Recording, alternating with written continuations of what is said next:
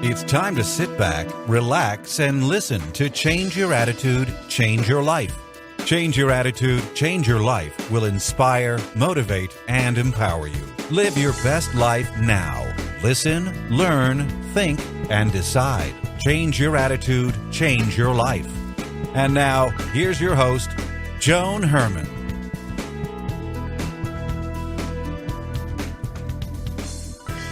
Welcome to Change Your Attitude, Change Your Life. You're listening to us in your neighborhood from coast to coast and around the world. Thanks for tuning in. I'm Joan Herman, author, speaker, and your host. Change Your Attitude, Change Your Life brings you interviews with some of the most inspirational and influential people in the world. It's our goal to educate and empower you so you can live your best life now. Thank you for taking time for yourself, and thank you for letting us be a part of your life. We have another great show for you today. Joining me is Schenker, author of the book, All or Nothing, One Chef's Appetite for the Extreme.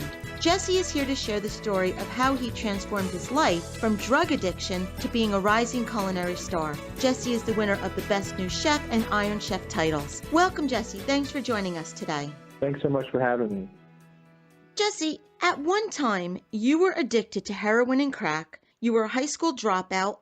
You had broken away from your family. When did you begin using drugs, and when did your life get out of control? I mean, how old were you when this began?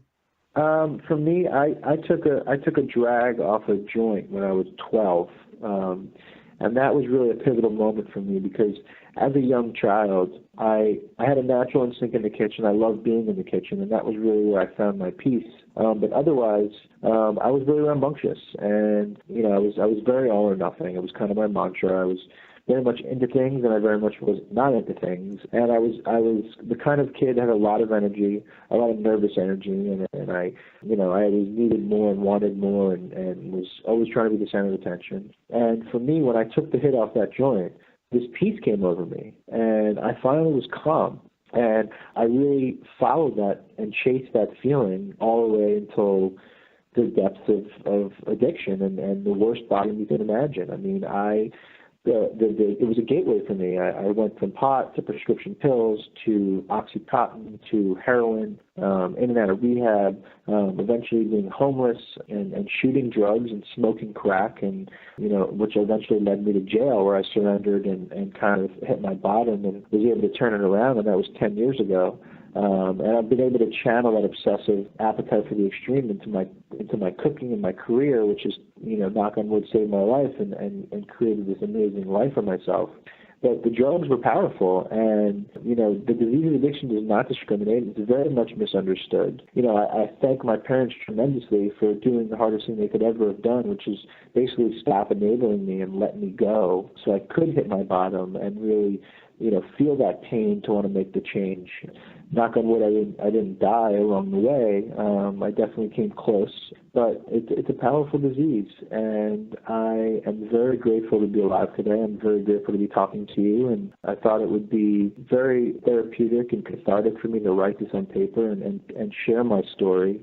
And my ultimate goal is really to help people and to show people that there is a way, and that people don't have to struggle, and there is hope for addicts. Because for me, I felt helpless. I remember being on the streets and not knowing what I was going to do the next day, where I was going to sleep, if I was ever going to survive. And eventually that existence just became so horrible for me that I had to make a change. And, I prayed and I cried, and I found peace by being arrested, believe it or not.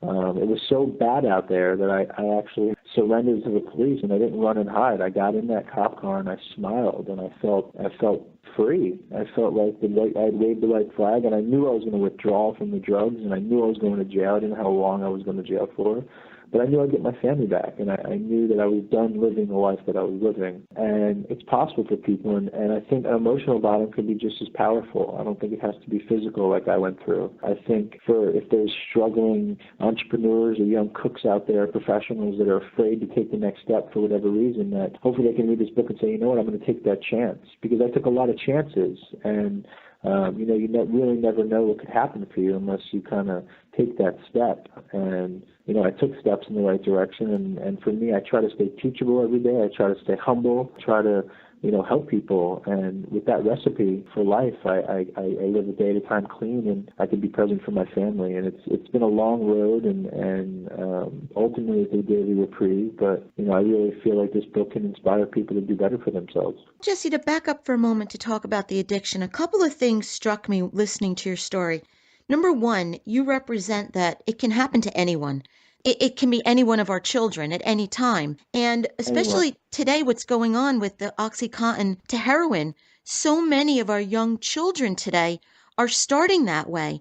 Why do you think that's happening? And you do offer hope, because I know people believe once heroin gets involved that there really isn't hope for someone. So what would you say to a parent who has a child dealing with this? And what would you say to a child and a teenager who may feel like his or her life is over, that there is no hope, that they're so low? What would you say to those people? Well, I would, for me, I would tell them what my parents did for me and how it saved my life. And I would hope that through my story and my, eventual outcome, being successful and getting clean, that it can hopefully give them the strength to, make that step in the right direction to stop the enabling. I would tell them that denial is just as bad as the drug use. Denial is a horrible poison that causes way more damage than people think. Sometimes it's hard to realize who your child is, to accept that. There's a lot of shame and guilt that comes along with it. The most important thing is honesty, because, without really being, honest with yourself, you think you're helping your child, but ultimately it's a really, really selfish act on your part. Because, I look at my parents, and up until they decided to let me go and really say, you need to leave our house if you're going to choose drugs, they were being very selfish by trying to control me, because they didn't like the way they felt by how I was living.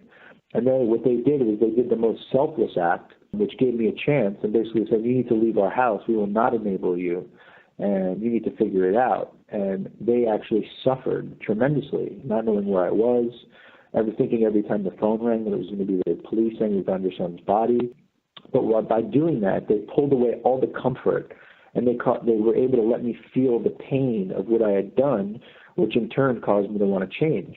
Because as long as I was living under their roof and I had a place to sleep and eat and TV to watch, I wasn't making any changes. So trying to control your kid and lock them in your room in your house is not going to save their life. It's actually going to just speed up the process. So again, I would tell them the story of my parents and how they treated me and what they did, and look at me now because of what they did. And you need to open your eyes to really what's going on, and you need to sacrifice yourself for your child. Because as a parent myself now, I realize how important it is to kind of let your kid bump his knee and figure it out. And for the addict who's suffering, again, I'll share my story and I'll say, you don't need to suffer. This can end now. There's hope. There's a way out. And I think I'm a big believer in rehab. I think people need a place to dry out and kind of get their thoughts clear. And for me, the old saying of the teacher appears when the student is ready, I'm a big believer in that too, because sometimes just people aren't ready to listen. But I think it's a combination of pain and feeling enough discomfort to want to change their behavior and want to change the way they're living. So trying to eliminate all ties, all comfort. I would suggest that family and friends detach themselves, and it's not because, as an addict being in it, you kind of resent that and you say, these people, they're turning their backs on me, et cetera, but they're not really turning their backs. They're really trying to give you a chance to survive. But there's hope now, and there's rehab, there's facilities that can treat this, and there's a place to go. There's NA and the 12-step program, which is a lifesaver for anybody. There's material and literature to read. So I think for me, I would guide the addict and show them how I did it, and basically, show them that there's support out there. And I think by hearing someone else's story, it's very inspirational. For me, when I was in jail and I heard someone tell their story and it sounded exactly like mine, I knew that there was hope. So Jesse, now you're a restaurant owner. You are a chef competition winner. You are now an author. Do all of these successes keep you on the right path? Do they help you to stay clean? Yes, they definitely do. I think the most important thing for me and for any addict, I think, is to give back. So by writing this story and sharing my story with people, whether it's an addict or someone suffering from any addiction or any issue whatsoever, or even just someone who is afraid to take a next step in the right direction for their own career, it can inspire people and show them that, anything's possible if you a little hard work and some dedication. But ultimately, I want to make my restaurants better a day at a time. I want to become a better family man, a better father, a better husband. Really kind of just fine tune everything that's going on in my life. I mean, ultimately, at the end of the day, when I really stay in the moment and I think about how grateful I am and everything that I have, I don't need any more, nor do I want any more. But then there's that extremist in me that just wants to just keep going strong. So I have to kind of keep that in check and try to find balance a day at a time. The book is All or Nothing, One Chef's Appetite for the Extreme. If you'd like to learn more about Jesse, you can visit his website, jesseschenker.com. That's JESSESCHENKER.com, jesseschenker.com. Jesse, in about 30 seconds or less, what would be something that you would like to leave our listeners with? I'd like to leave the listeners with, my story that really shows people that anything's possible, that if you have a passion, nurture it. If you have a desire, stay with it. Don't ever give up. The human spirit is so resilient and so much stronger than one thinks. And just keep your eye on the prize and stay focused and really stop looking at the future, stop looking at the past, ruining the mistakes. Stay in the moment, appreciate what you have, and strive forward. And everyone can find peace and serenity. Jesse, thank you so much for being here with us today. As I said in the beginning, you have such an amazing story. It reminds us that anything is possible. With hard work and dedication, belief in yourself, you can turn your life around, get a second chance, and go on to amazing things. So thank you again for being here. Thank you so much for having me. We'll be right back.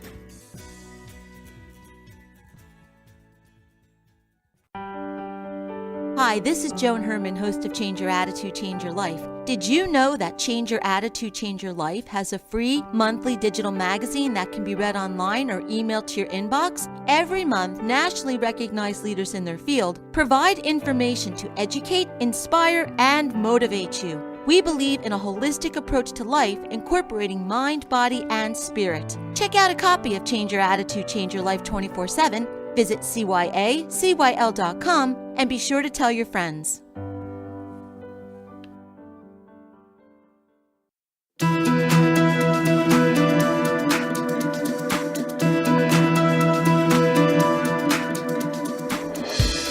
Thank you for joining us today. We hope you found the show informative. At Change Your Attitude, Change Your Life, we believe that knowledge is power. Take what you've learned, apply it, and live your best life now. Remember that the information provided are the opinions of our guests and should never replace the advice of a professional who knows your personal situation. If you'd like more information, visit our website, cyacyl.com. That stands for Change Your Attitude, Change Your Life.